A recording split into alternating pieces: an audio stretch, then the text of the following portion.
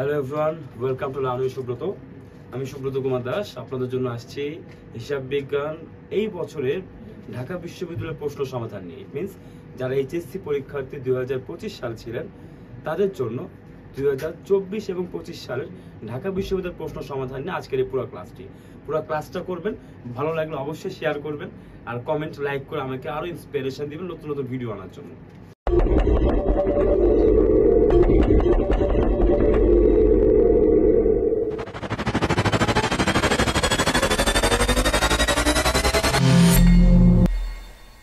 গত বছর আমাদের দুইবার পরীক্ষার প্রশ্ন হয়েছে। প্রথম প্রশ্নটা বাতিল হয়েছে, পরে আমরা আরেকটা প্রশ্ন নিয়েছি।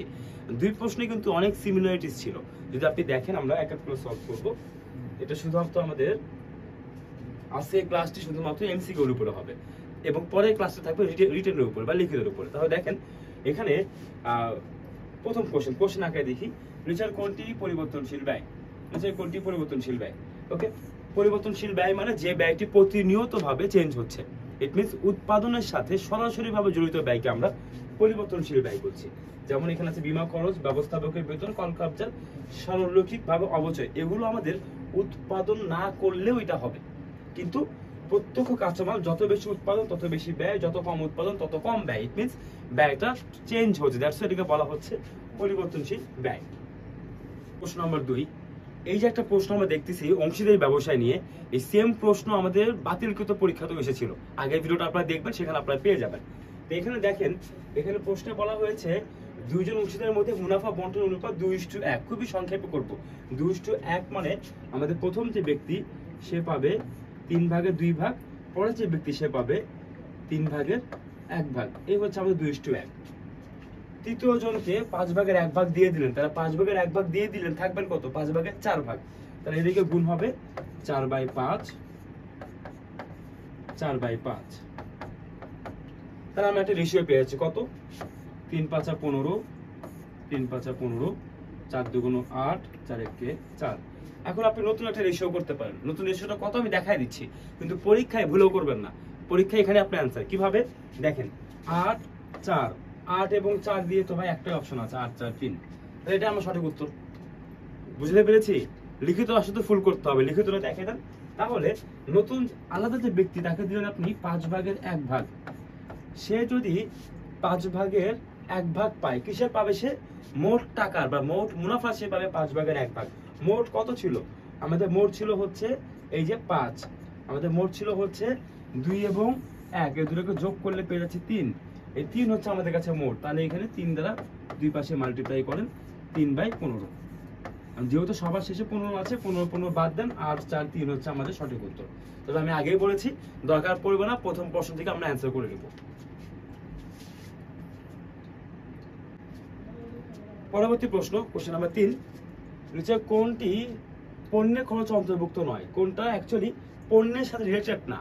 তাহলে দেখেন এখানে বেসিক কোশ্চেন। হ্যাঁ, কারখানা ভাড়া, উৎপাদন সরঞ্জামের অবচয় এবং প্রত্যক্ষ মজুরি, এই তিনটে পণ্য উৎপাদনে ব্যবহৃত হয়। ব্যবহৃত হয় না কোনটা?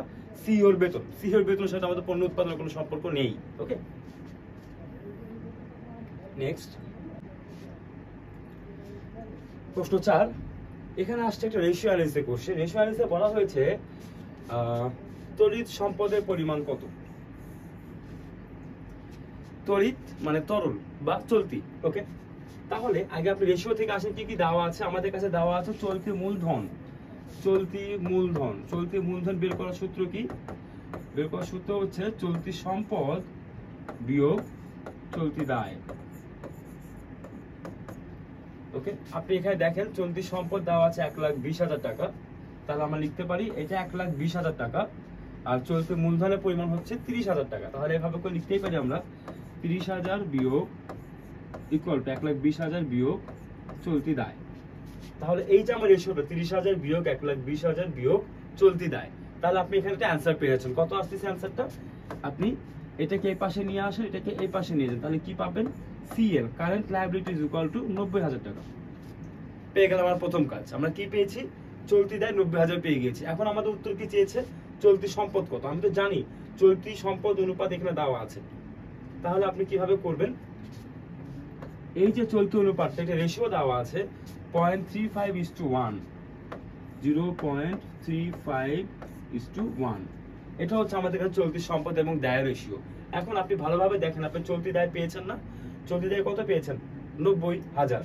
তাহলে আপনি এখান থেকে আমরা অ্যান্সারটা করে ফেলতে পারবো। কিভাবে করবো আমরা দেখেন, 0.35 চলতি সম্পদ ভাগ চলতি দায় ইজ ইকুয়াল টু, এখানে আমার কাছে চলতি দায়ের পরিমাণ 90,000, উত্তর চেয়েছে চলতি সম্পদ মানে কারেন্ট অ্যাসেট কত। এই তো এখন আমরা সুন্দর করে বর্জ্যগ্রহণ করে নিলে আমাদের কাছে অ্যান্সারটা চলে আসবে। এখানে শুধু একটা বর্জ্যগ্রহণ করবো। কিভাবে বর্জ্যগ্রহণ করবো? 0.35 ইন্টু 90,000, নিচে ছিল 1, দশমিক উঠায় দিলে দশমিকের জন্য 1, দশমিকের পর দুটি সংখ্যার জন্য দুটি শূন্য, শূন্য শূন্য কেটে দেন, কত আসে একটু গুণ করে নিব আমরা। 5 9 45 আর 5, হাত থেকে 4, 3 7 21 এবং 4 31, দুটা শূন্য, 31,500 টাকা হচ্ছে সঠিক উত্তর। আশা করি বুঝতে পেরেছি। আমি এটাকে সর্ট আউট করি।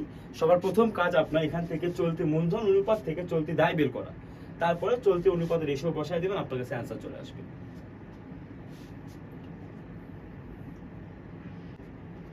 নাম্বার 5, কাদের জন্য আর্থিক বিবরণী প্রাথমিকভাবে প্রস্তুত করা হয়? আর্থিক বিবরণী সবার জন্য তৈরি করা হয়, অভ্যন্তরীণ এবং বাহ্যিক। তবে বাহ্যিক ব্যবস্থাপক যারা বাহ্যিক ব্যবহারকারী, তাদের কাজ কি? তাদের কাজ হচ্ছে ব্যবসায়ের সকল আর্থিক অবস্থা বিবরণীগুলোকে ভালোভাবে পর্যবেক্ষণ করা এবং বিনিয়োগ সিদ্ধান্ত নেওয়া। দ্যাটস ওয়াই প্রাথমিকভাবে যদি মেনশন থাকে তখন আমরা এখানে অ্যান্সার নিব বহিস্থ ব্যবহারকারীদেরকে। ঠিক আছে, অ্যান্সার নাম্বার বি, বহিস্থ ব্যবহারকারীদেরকে। নেক্সট দেখি,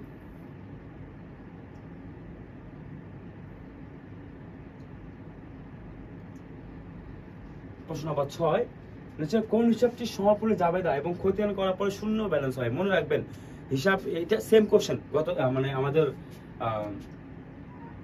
সেম প্রশ্ন। এই ঠিক প্রশ্নটাই আমাদের বাতিলকৃত বোর্ডেও আসছিল। কিভাবে দেখেন, যখনই বলবে শূন্য ব্যালেন্স, শূন্য ব্যালেন্স যে কথা, হিসাব বন্ধ করা, হিসাব বন্ধ করা একই কথা। কোন হিসাবকে আপনি বন্ধ করবেন? যেগুলো আমার কাছে অস্থায়ী হিসাব, সেগুলোকে আমরা বন্ধ করে দিই। অস্থায়ী হিসাব কোনগুলো? অস্থায়ী হিসাব হচ্ছে আমাদের যেগুলো নামিক হিসাব। ঠিক আছে, একদম বেসিক থেকে শিখবেন। নামিক হিসাব আবার কোনগুলো? নামিক হচ্ছে আমাদের কাছে সকল প্রকার আয় হিসাব, সকল প্রকার ব্যয় হিসাব এবং আমাদের কিছু মূল বিপদ হিসাবও থাকে। এতটুকু লাগবে না, আপনি এখান থেকে নেবেন। আয় এবং ব্যয়কে আমরা নামিক হিসাব বলে থাকি। এই নামিক হিসাবকে আমরা বন্ধ করে দেবো। নামিক হিসাব হচ্ছে আয় এবং ব্যয়। আয় এবং ব্যয় এখানে কোথায়? এই যে পরিষেবা আয় দেওয়া আছে একটা আয়, এছাড়া বাকি সকল কিছু আমাদের কাছে হয় সম্পদ না দায়। তো সঠিক উত্তর হচ্ছে এ। ওকে,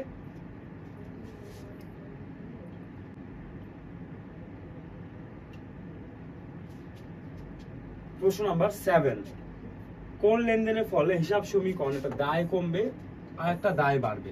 একটাতে দায় কমে, একটাতে দায় বাড়ে। অপশন টেস্ট করি। ধারে সেবা প্রদান করলেন, যদি আপনি ধারে কোথাও সেবা দিয়ে থাকেন তাহলে আপনি ভবিষ্যতে টাকা পাবেন। যদি টাকা পান তার মানে আপনার সম্পদ বৃদ্ধি হচ্ছে। তাহলে এখানে সম্পদ বৃদ্ধির কথা বলছে দায়, তাহলে এই হবে না। পাওনাদারকে চেকের মাধ্যমে প্রদান, পাওনাদারকে চেকের মাধ্যমে প্রদান করলে পাওনাদার কমে যাচ্ছে, তার মানে দায় হ্রাস পাচ্ছে। গুড। আরেকটা কি হচ্ছে? চেকের মাধ্যমে প্রদান করলে ব্যাংকের পরিমাণ হ্রাস পাচ্ছে, ইট মিনস অ্যাসেট হ্রাস পাচ্ছে, যেটা আমাদের কাছে অ্যান্সার চায় নাই। আমাদের কাছে অ্যান্সার হচ্ছে L প্লাস L মাইনাস।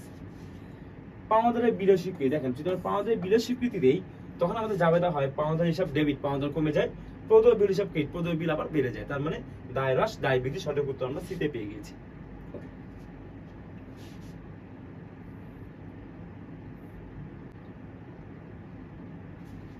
প্রশ্ন নাম্বার 8, এটা খুবই খুবই একটা গুরুত্বপূর্ণ কোশ্চেন, কারণ এই কোশ্চেন বারবার আসছে, বাতিলকৃতও আসছে, এখানেও আসছে। কি কোশ্চেন এখানে? সমাপনী মজুত পণ্য যদি কম দেখায় তাহলে নিট লাভে কি প্রভাব ফেলবে? খুব ভালো করে বুঝবো আমরা।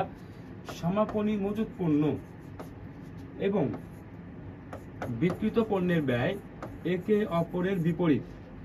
সমাপনী মজুত পণ্য এবং বিক্রিত পণ্যের ব্যয় একে অপরের বিপরীত। ভালোভাবে বুঝবেন। সমাপনী মজুত পণ্য বেশি হলে বিক্রিত পণ্যের ব্যয় কম হয়, সমাপনী মজুত পণ্য কম হলে বিক্রিত পণ্যের ব্যয় বেশি হয়। এখানে কি বলেছি? সমাপনী কম। ওকে, সমাপনী কম হলে বিক্রিত পণ্যের ব্যয় বেশি।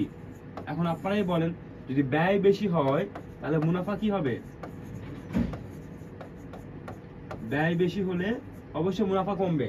মুনাফা যখন কমবে তখন আয়কর কি হবে? অবশ্যই তখন আয়করও কমে যাবে। ঠিক আছে, আয়করটা হচ্ছে বাতিলকৃত প্রশ্ন, আর এই বছরের প্রশ্ন হচ্ছে মুনাফা কি হবে, তাহলে মুনাফা কমবে।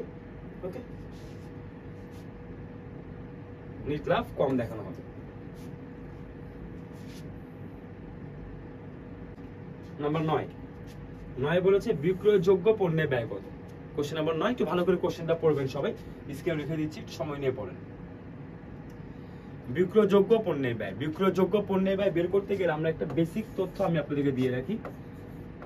প্রারম্ভিক মজুত পণ্য যোগ ক্রয়, তাহলে আপনি পেয়ে যাবেন বিক্রয়যোগ্য পণ্যের ব্যয়।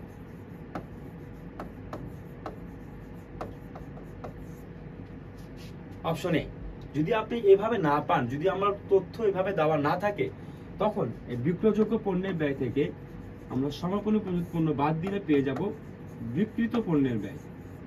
তখন আপনি এই দুটো তথ্য দ্বারা অ্যান্সারটা মিলাইতে পারবেন। যেমন এখানে দেখেন প্রারম্ভিক সমাপনী, সমাপনী 30,000, বিক্রিত 70,000, তা বসায় দেন।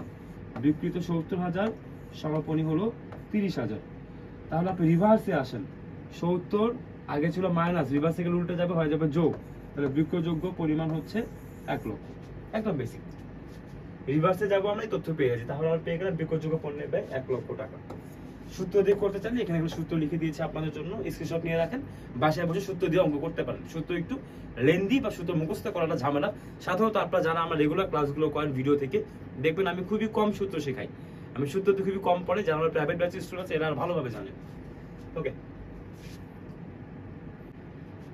কোনটি কোম্পানির শেয়ারহোল্ডার সত্ত্বের অংশ নয়। কোম্পানির শেয়ারহোল্ডার সত্ত্ব বা মালিকানা সত্ত্বর উপাদানে কোনটা কোনটা আসে? সংরক্ষিত মুনাফা আসে আমাদের এখানে, সঞ্চিত তহবিল আসে আমাদের এখানে, মালিকের নিজস্ব যে মূলধন সেটা আসে এখানে, তার মানে মূলধন, সঞ্চিত, সংরক্ষিত, সাধারণ সুদ, তিনটাই আসে। শেয়ারের বিনিয়োগটা আসে না। শেয়ারের বিনিয়োগটা কোম্পানির পার্সপেক্টিভ থেকে এটা এক ধরনের সম্পদ, অন্য কেউ যদি আমাদের এখানে বিনিয়োগ করে থাকে।